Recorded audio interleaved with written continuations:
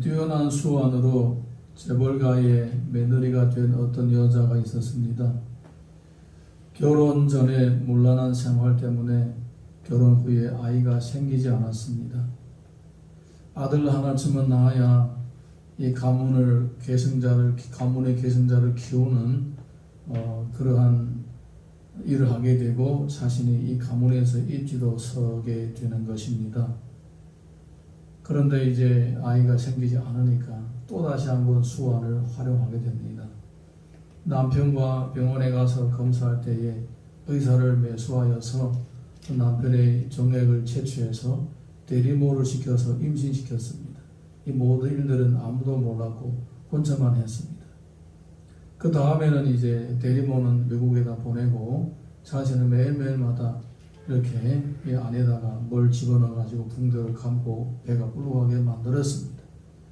이제 한 4, 5개월 되니까 남편이 그게 가짜인 줄 알아차리게 되었습니다. 그러면서 이제 눈물 콧물 범벅하면서 자신이 이 불쌍한 걸 나타내니까 또 아내를 사랑하는 남편은 또 아내를 용서해 주기로 하고 둘이 같이 이제 가족들을 속이기로 했습니다. 그래서 이제 대리모가 해산을 할 즈음에 두 사람이 이제 외국에 가서 아이를 낳는다고 가가지고 그 아이를 낳은 아이를 데리고 왔습니다. 감쪽같이 모든 사람을 속이고 이제 아이를 키우는데 한 중학교쯤 갈 때가 되어가지고 대리모가 나타난 거예요. 그래서 그 가족 가운데서는 온갖 친어머니가 이 아이를 키우는 이 집안에 들어와서 아이를 키워낼 것인가, 아니면 이 키워준 엄마가 키울 것인가, 계속 키울 것인가라는 이런 문제 때문에 온 가족 재벌가가 풍지박산이 날 정도로 싸웠다는 이런 이야기가 있습니다. 드라마의 줄거리입니다. 드라마의 줄거리.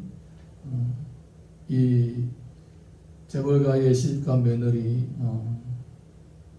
생육을 할 수 있는 능력을 잃은 사람입니다. 그에게는 새로운 생명이 태어날 것을 기대할 수 없습니다. 그렇지만 아이를 낳고 싶어 했습니다. 그래서 이런 수완을 벌여서 속이는 방법, 없는 생명을 겉으로 볼록하게 만들어서 온갖 방법을 다해서 사람을 속였습니다. 저는 이 오늘 본문을 읽어보면서 예수님이 바리새인들과 그리고 서기관들을 신랄하게 비판하는 그 모습이 꼭 이렇게 생명이 없는 이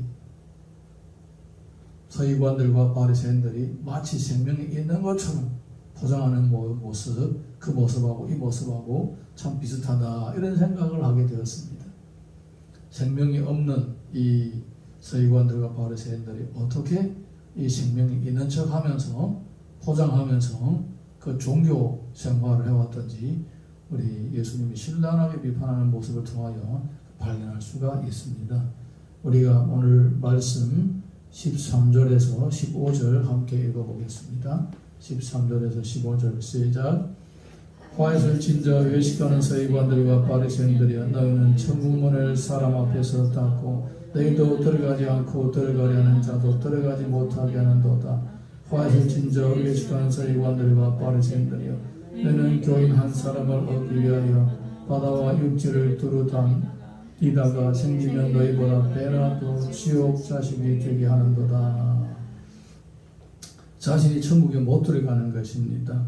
그런데 다른 사람을 인도하여서 천국에 간다고 그렇게 다 합니다.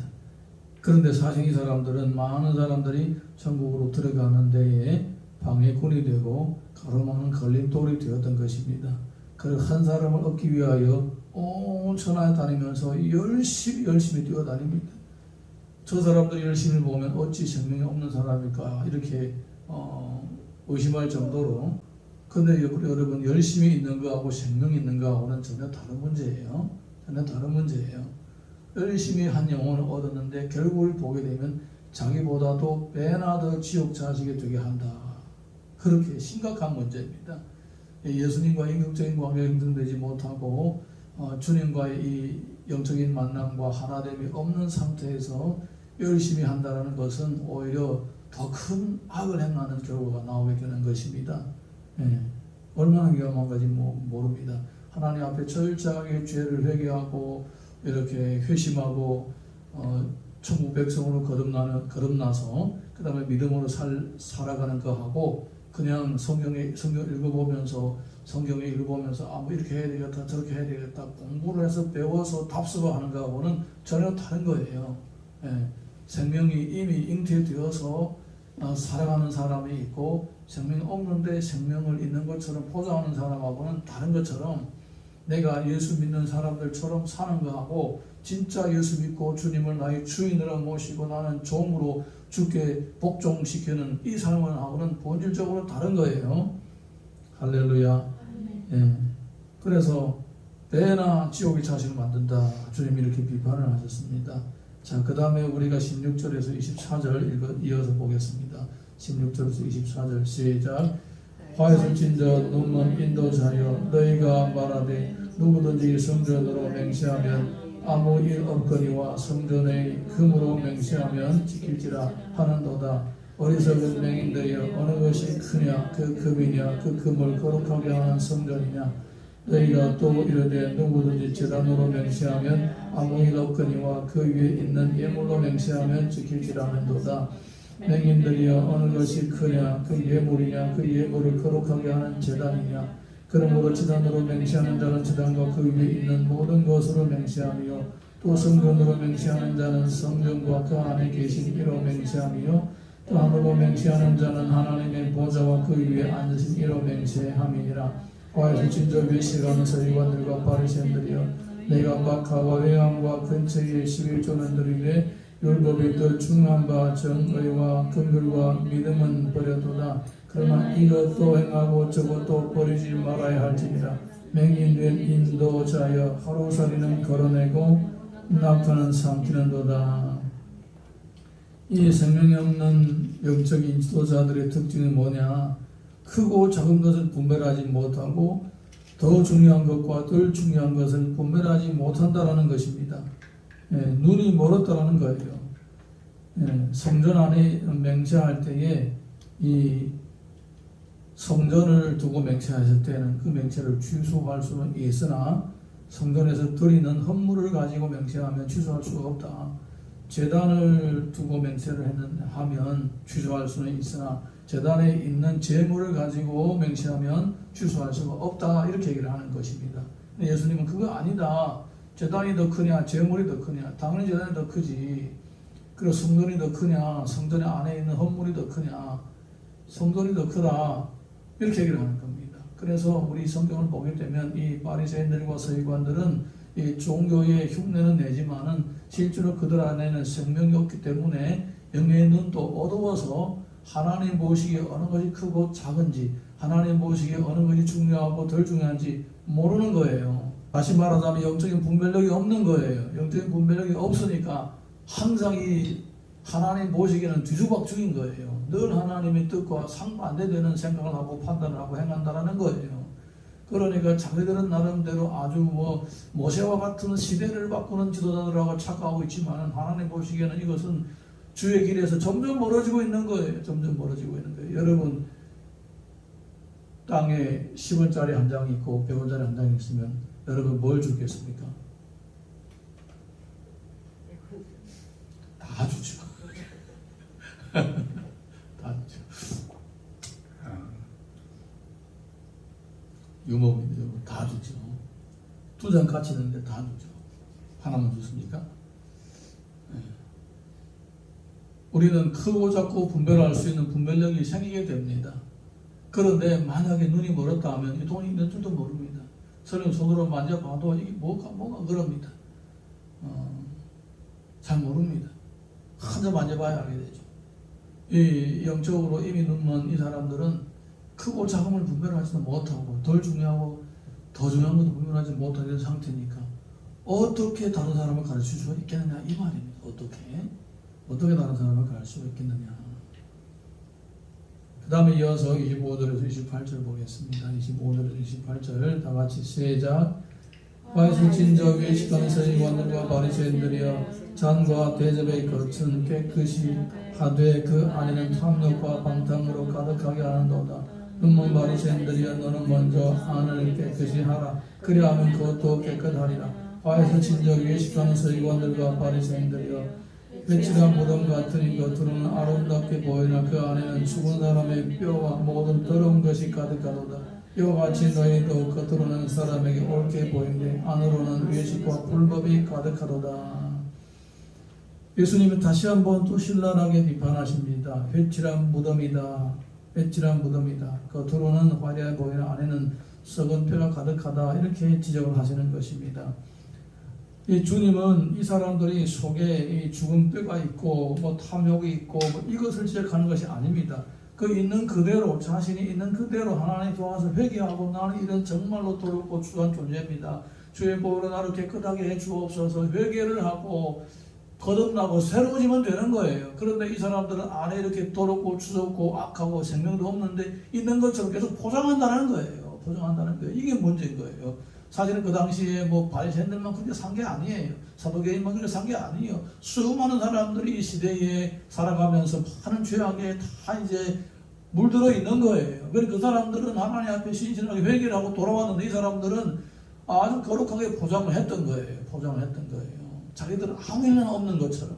그리고 항상 이 문제가 있는 사람들을 지적하고 자기들의 문제를 계속 감춰 나갔던 거예요. 그래서 주님이 신랄하게 비판하시는 겁니다. 자, 이어서 29절에서 39절을 쭉 읽어보겠습니다. 시작.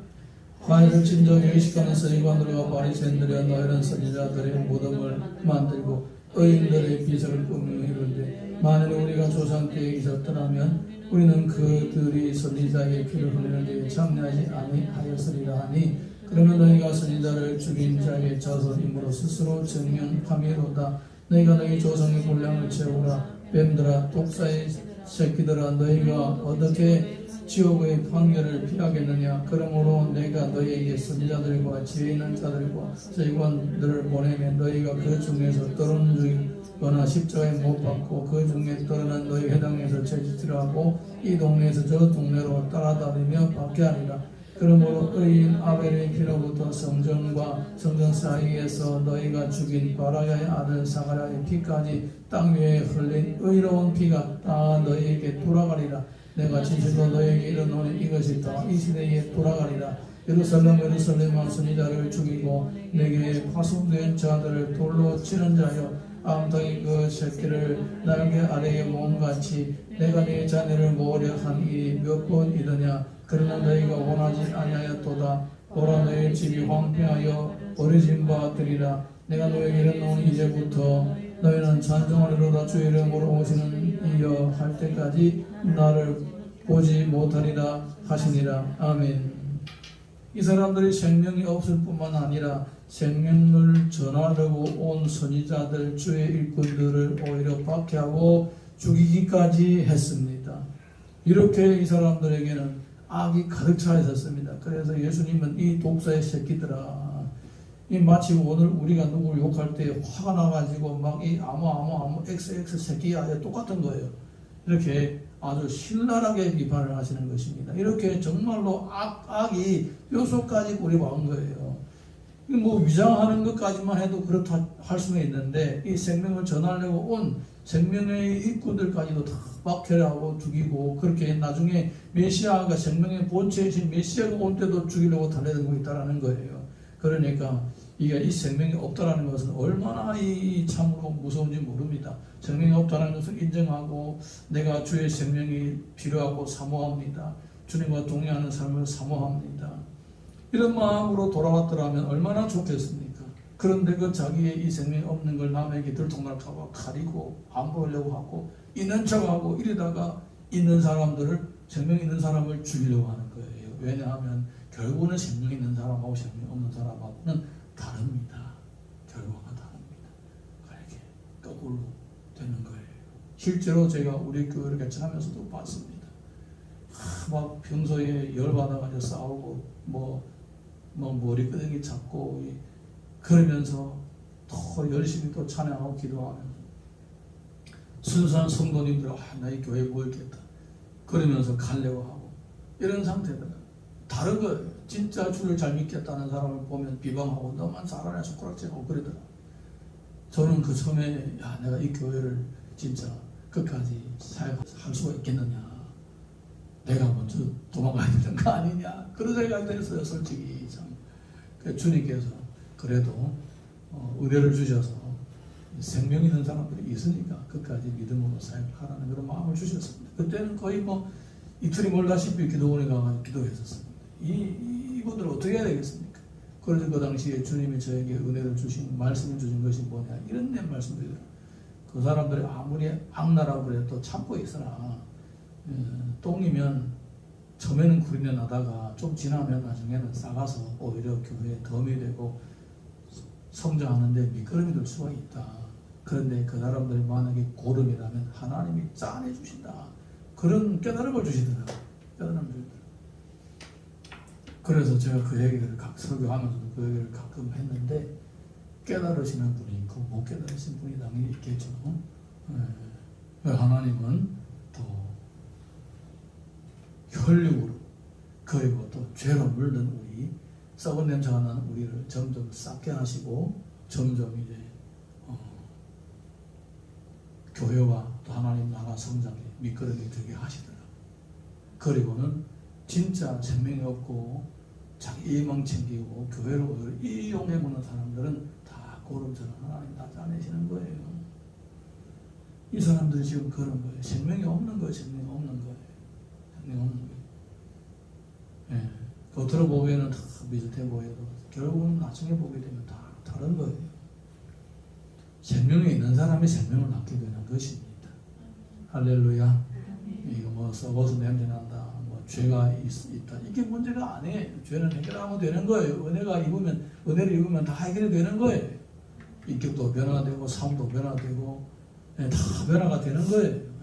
그런데 생명이 없으면 아무리 거기에다가 어떤 좋은 씨앗을 뿌려도 생명이 탄생하지 않고 자라지 않는 거예요.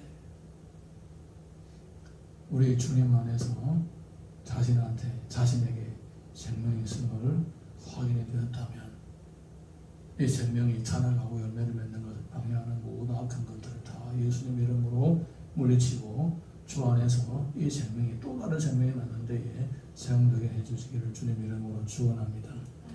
요한복음 12장 24절 보게 되면 이런 말씀이 있습니다. 내가 진실로 너에게 이르노니 한 알의 밀이 땅에 떨어져 죽지 아니하면 한 알 그대로 있고 죽으면 많은 열매를 맺느니라. 생명이 있는 자는 죽어도 열매를 맺는 거예요. 죽어도. 할렐루야. 우리 찬양 하나 부르고 같이 기도하겠습니다.